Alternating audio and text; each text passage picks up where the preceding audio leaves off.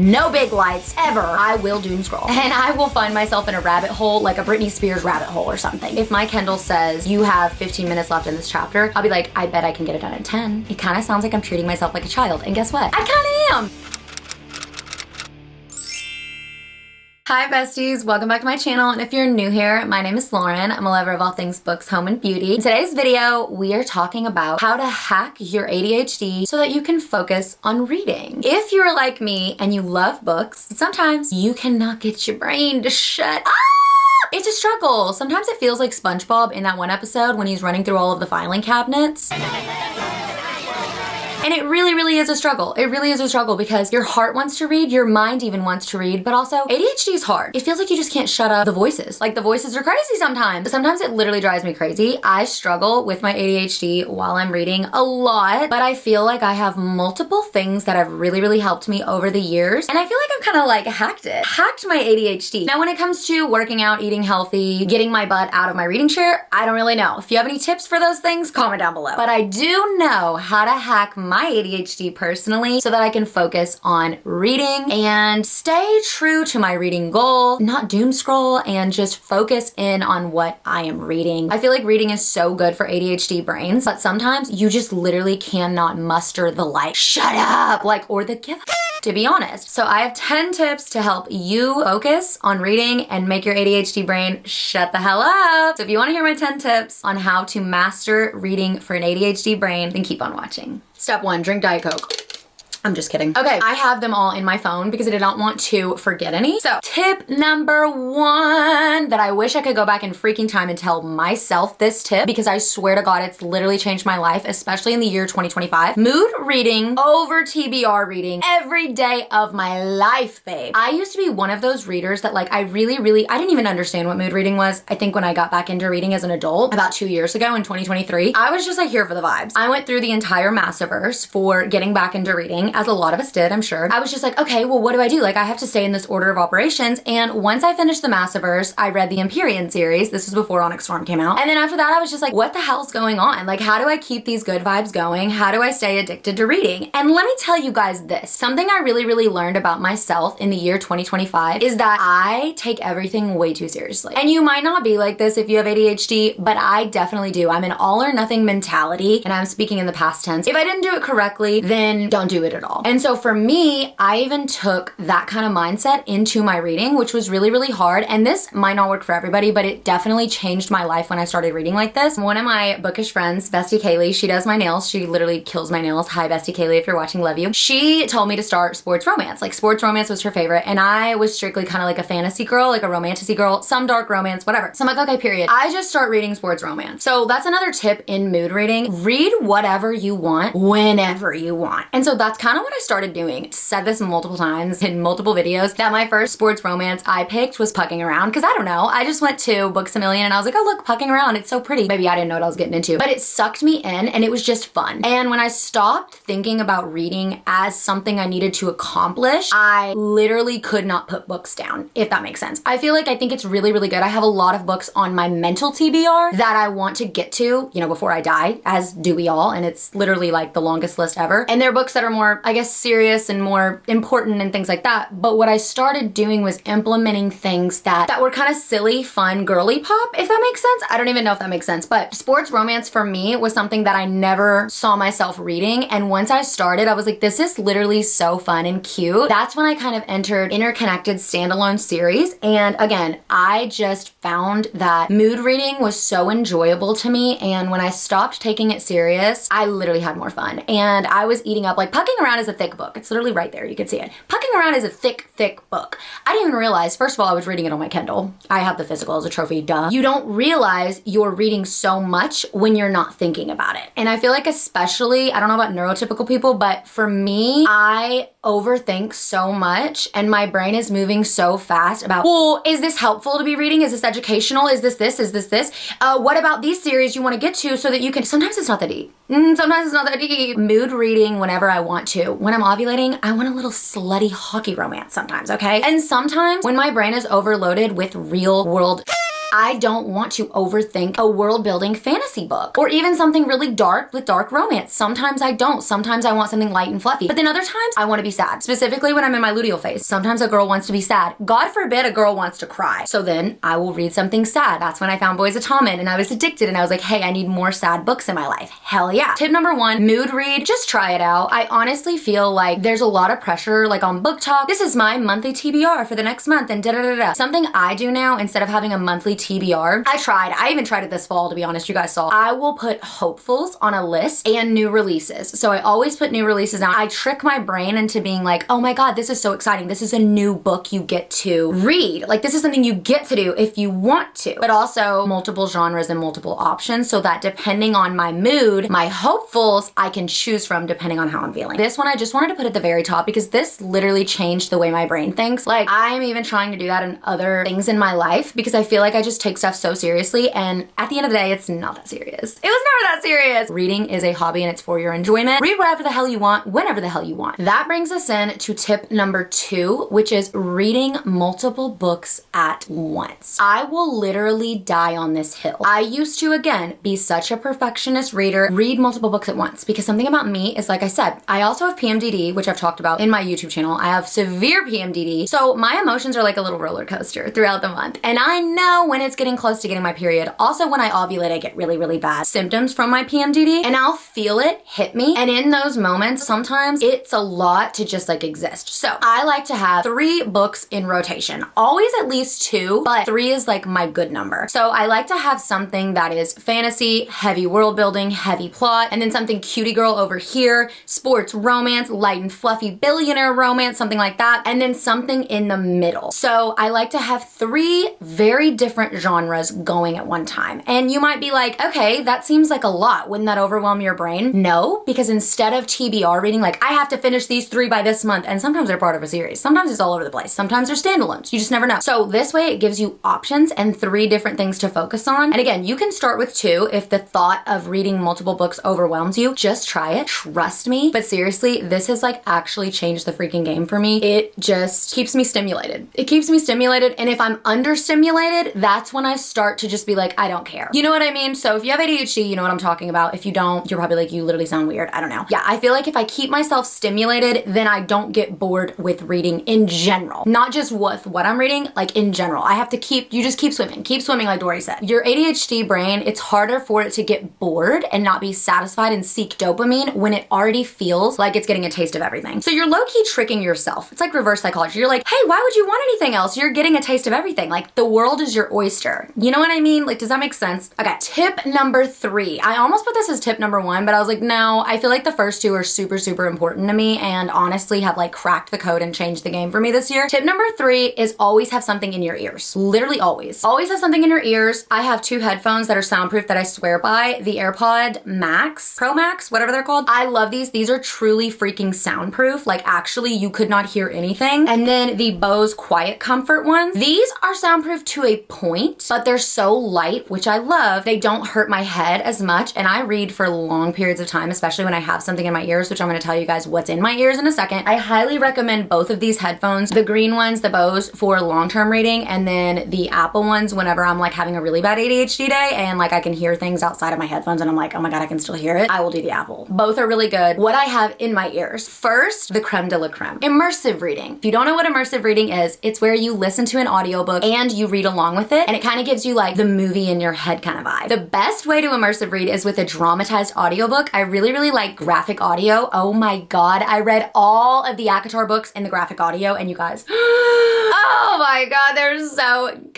I love them. I love them. Like they have little sounds and everything and like they have a full cast performed by a literal full cast. I also love a dual POV audiobook. So that's where the MMC and the FMC or 2 MMCs, 2 FMCs, regardless of the multiple characters, they have their own voice. So even when it's in their chapter and the other person is speaking, the other narrator does their voice. So I really, really love that because sometimes if you're listening to an audiobook and like the boy does the girl voice, it icks you out. It icks me out really bad. But anyway, immersive reading is basically just that. you're listening to it and you're reading it. So like all of your senses, well, I guess not your taste and smell, whatever. You know what I'm saying? You are immersed into it. I really, really love immersive reading for fantasy books. I immersive read Alchemized. I immersive read Brimstone. I immersive read all of the Massiverse because that was just a time. I immersive read almost all of Zodiac Academy, not a lot of the novellas, but almost all of Zodiac Academy. I just really, really love it for world building, and also too, not just if I need to pay like extra attention or I need to slow down. But yeah, I really, really love immersive reading because I feel like you just pay extra attention and it's harder to focus on other things around you or the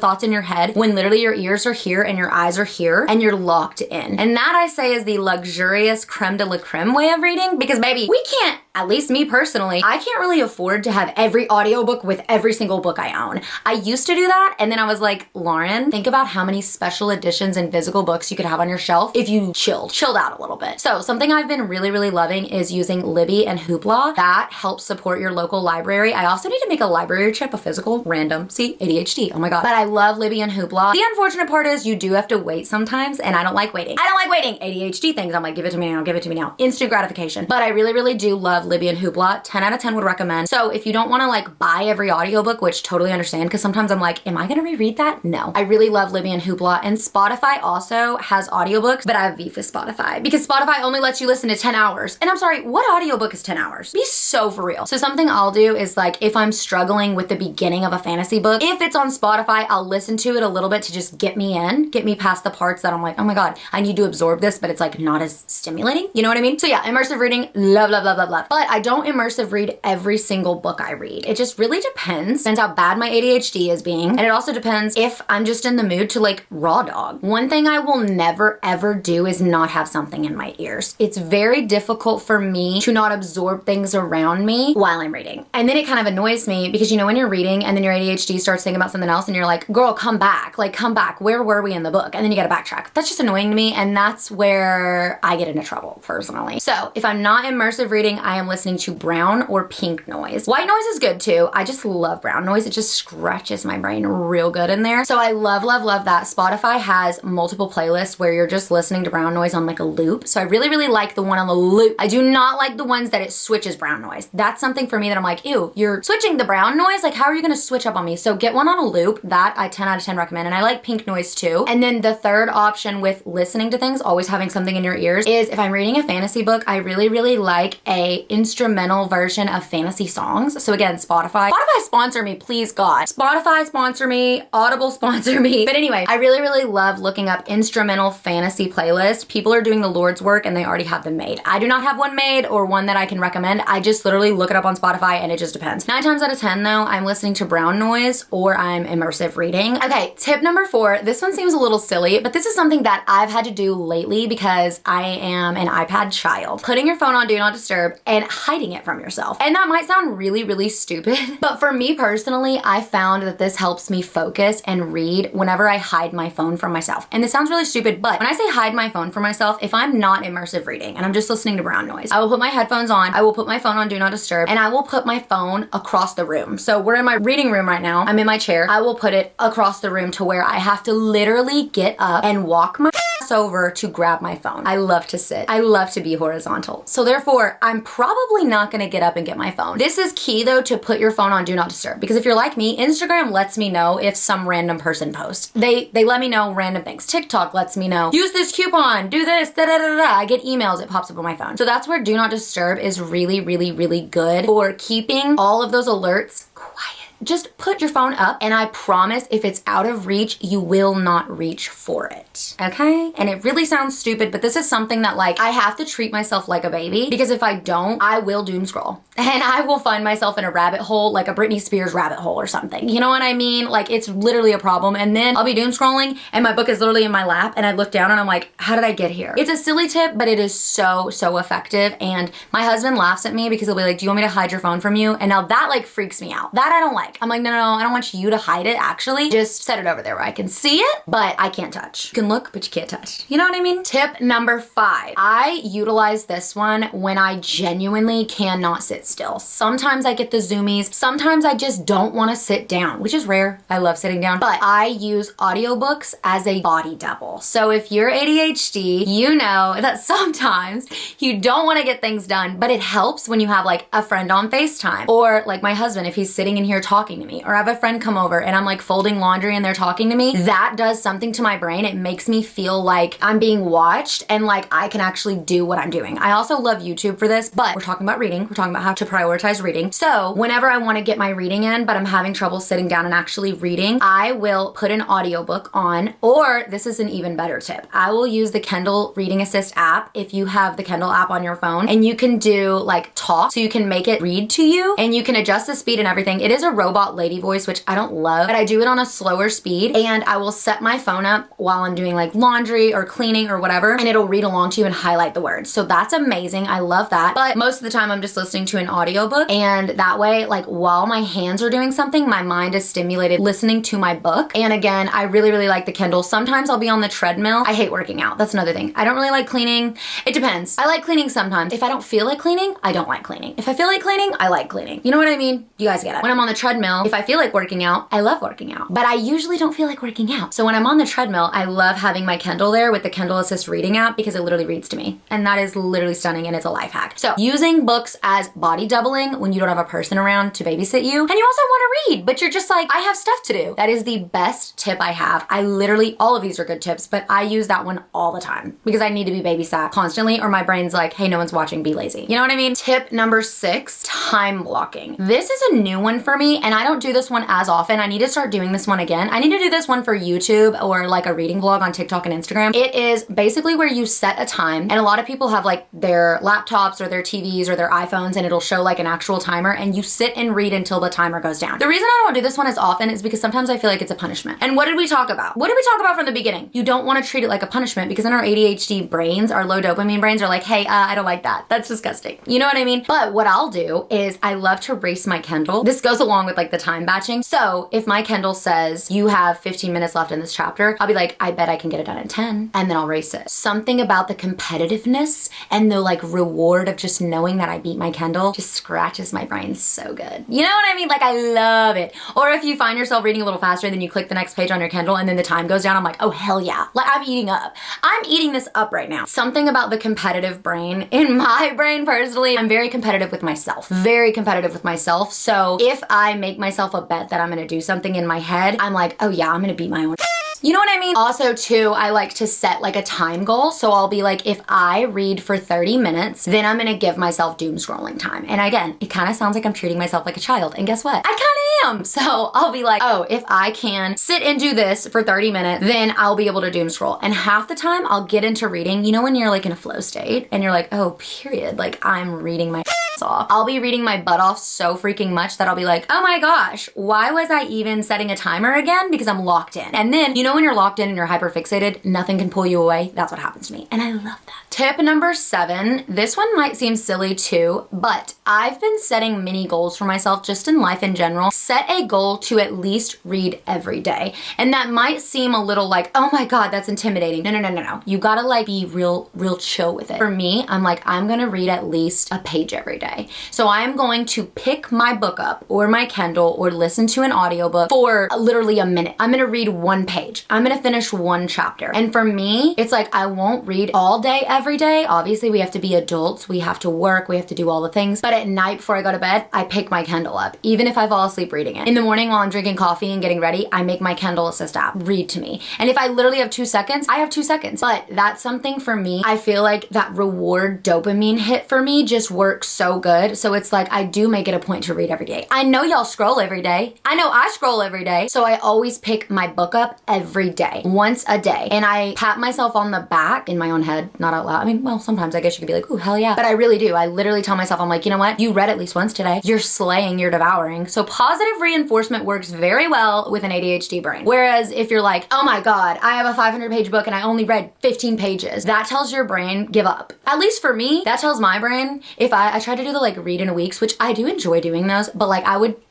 total up all my pages and I'd be like, oh my God, I suck. Like this is embarrassing. Like people are gonna be like, you're not even reading. Why are you even doing a read in a week? But it's like, to me, that's too much pressure. Too much pressure. So for me, if I'm like, you know what? I picked up my book today. Also too, it's not about comparison. It's about good for me that I did something for myself. I love to read. Reading makes me feel good. Reading helps me escape. And you know what I did? I picked it up today. Hell yeah. Hell yeah, go me. It's a great tip because it's a great reminder literally for myself. I was writing these down and I was like, I did pick up my book. I do pick up my book every day. And if I don't, then I'm like, okay, why didn't I? What did I focus on that day that prevented me? You know what I mean? Tip number 8, this one is so hard for me. This one, tip number 8 is to not be afraid to soft DNF. I'm saying soft DNF and not DNF because I am literally such a know-it-all freak when it comes to books I'm reading. Like it's very difficult for me to DNF a book. I actually have only ever DNF'd one book and I've talked about it in several videos, and that was even really hard for me. But after I DNF'd it, I felt so much better because I was like, this just put me in a slump because I was trying to finish the freaking book. So soft DNFing is definitely a lot better for me because I hate not knowing what happened. So that's kind of why it's hard for me to DNF, because I don't want to waste my time with the book, but I also like want to know what happened. Do you know what I mean? So for me, soft DNFing is amazing. So I actually soft DNF'd one of my favorite series, which is the Flesh and Fire series by Jennifer Armentrout. That is the prequel series to the From Blood and Ash series. I actually DNF'd that for like almost a full year because I just wasn't in the mindset to be reading that book, because I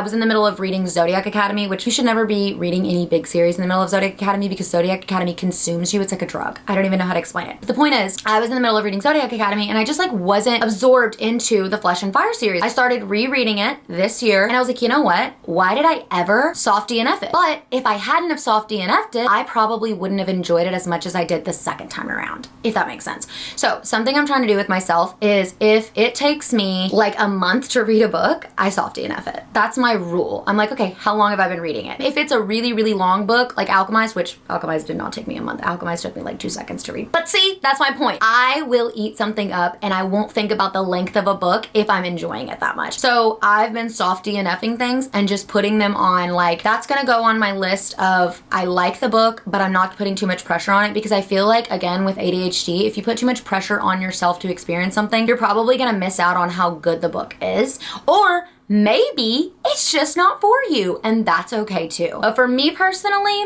I feel like the pressure gets to me, but I have to remind myself that just because I'm putting a book to the side doesn't mean it's the end for that book. Like, I feel bad. I always feel bad when I DNF a book, which is so silly because it's like, it's a book, but I do feel really, really bad. So I encourage you to soft DNF if you're scared to DNF. And I have DNF'd one book and I've thought about rereading the series that I DNF'd the book from. But again, I think all books come to you at certain times, and there are certain times where you're gonna be ready to read that book, and there are other times where your brain's gonna be like, yeah, I'm in a different era of life, I can't absorb that information right now, and that is okay. So don't be afraid to soft DNF. Number 9, this one seems like, oh, okay, but like seriously, I swear it helps. Why did I sound like goofy when I said that? Setting the vibe. Set the vibe, because for me personally, this sounds so whatever, but it's like, if a vibe, even like when it comes to hotels that I stay in, if a vibe is not right, if there's fluorescent lighting, overhead lighting, the big lights on, I'm cold, I don't have my drink, I don't have a snack. If I keep getting up because I need something, I need to get up and get my Stanley. Where's my Stanley? Oh, I need my snack. Let me go into the kitchen. And then I'm in the kitchen and then I'm like, oh, let me make this snack. And then I like have my phone and then I'm scrolling. There's so many things. I make sure that there's not a bunch of distractions, and I make sure my reading room, or sometimes I like to read in bed. Sometimes I like to read on my couch, but wherever I am reading, I make sure I have a blanket. I really love my foot warmer, especially in the winter, because I feel like my feet and my hands are always freezing freaking cold. That's another hack. I love having comfort.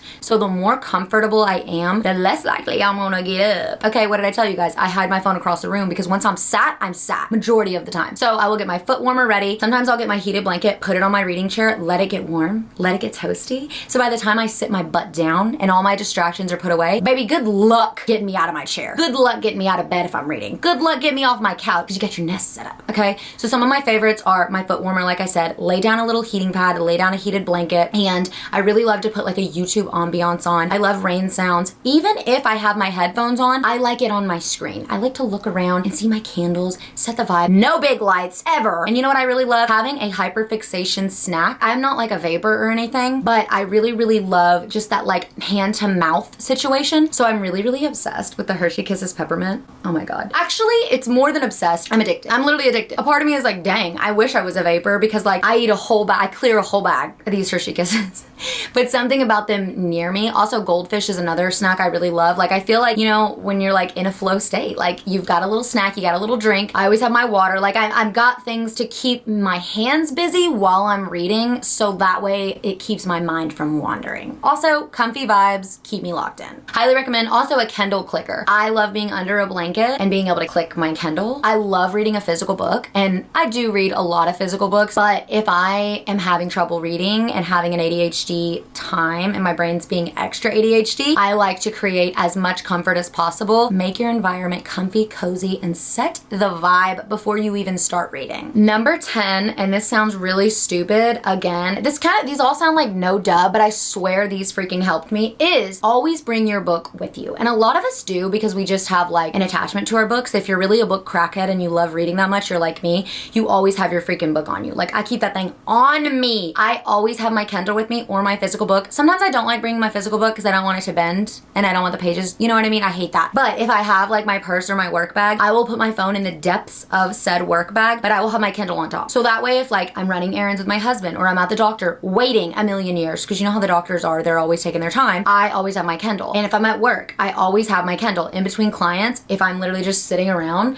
like instead of doom scrolling, I have my Kindle. So even if you don't pick it up, you have it on you. And I would say, like, if you have the Kindle app, oh, it's always on your phone. But we all know that if you're relying on your Kindle app on your phone, you're gonna doom scroll. At least I am. I'm gonna be honest here. I'm gonna doom scroll and I'm gonna brain rot myself. And also too, that's another thing. When you doom scroll, it makes your brain not care about long form anything. And reading a book is clearly long form because you have to get to the end of the book and there's a lot of words in there. You can't just skip. You can't just scroll. Always bring your book with you. Always bring your Kindle with you. Always bring your headphones. Always have that thing on you. All right, that concludes this video. I know some of these tips seem kind of like duh, but they truly, truly helped me. And as I was writing these, I was like, oh my God, I need to start time blocking again. I need to start setting the vibe more. I need to slow down. Basically, what I want you to get from this video is that if you have ADHD or you're a neurotypical baddie or an ADHD baddie, it doesn't matter. Just remember that reading is fun. Reading is also subjective. Don't beat yourself up if you don't enjoy a book like all of Book Talk did or like your besties did. Take it day by day. Remember, you have free will. That's my thing too. Remember, you have free will.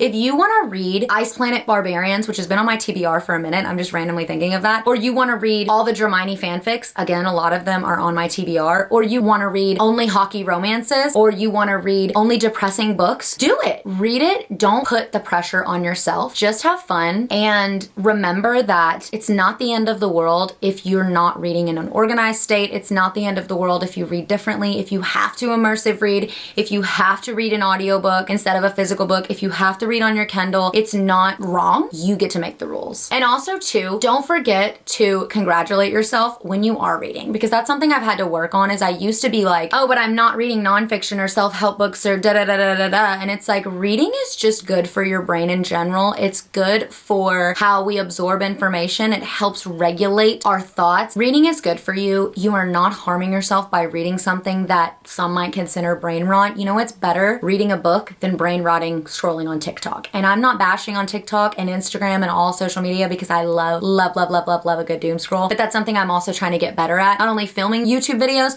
but watching more YouTube videos and absorbing more long form content, because I feel like it's a lot better for our attention span and our brain. Don't forget that you just reading anything, it doesn't matter what it is good for you. And don't forget to congratulate yourselves, because a lot of people don't read anything, and not bashing on them. And again, it's not a comparison thing, but just remember, you are actively seeking out words on paper, and however you absorb them, that is your business. And don't forget to congratulate yourself for actually reading, because good for you, babe. You're doing something healthy. And you know what? Reading is self-care. And I will stand on that forever and ever. Amen. Thank you. As always, thank you guys so much for hanging out with me and being here. This is literally my safe space, my cozy space, and my favorite place on the internet. YouTube is just home. It's cozy. I can yap so long, and you guys just get me. If you made it to the end of this video, thank you. I love you, and I'll see you in my next video. Bye.